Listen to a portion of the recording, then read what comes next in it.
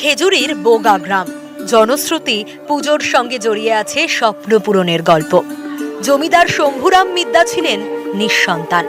জনশ্রুতি এক সাধু জমিদারকে হর পার্বতী পুজোর পরামর্শ দেন। পুজোর পরেই জমিদারের সন্তান লাভ। জমিদার শম্ভুরাম দেবীর কৃপায় পাওয়া ছেলের নাম রাখেন দুর্গা প্রসাদ। সাধু বললো যে তাকে হর পার্বতীর পূজা করতে, সেই থেকে হর পার্বতীর পূজা। হর পার্বতীর আবার এখানে রূপ কি হয়েছে, দ্বিভুজা দুর্গা, তার পাশে শিব বসে আছে। তারপর যেমন সাবেকের মতো লক্ষ্মী সরস্বতী কার্তিক গণেশ, এবং দুর্গার পায়ের তলায় সিংহ আর শিবেরও পায়ের তলায় ষাঁড়। পুজোর আচার অনুষ্ঠানেও রয়েছে অভিনবত্ব।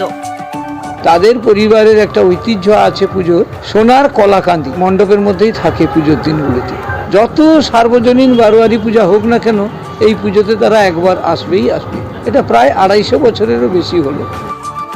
বিসর্জনের দিনই সামনের বছরের পুজোর ঘট স্থাপন হয়ে যায়। পুজোর কটা দিন ভিড় উপচে পড়ে জমিদার বাড়িতে।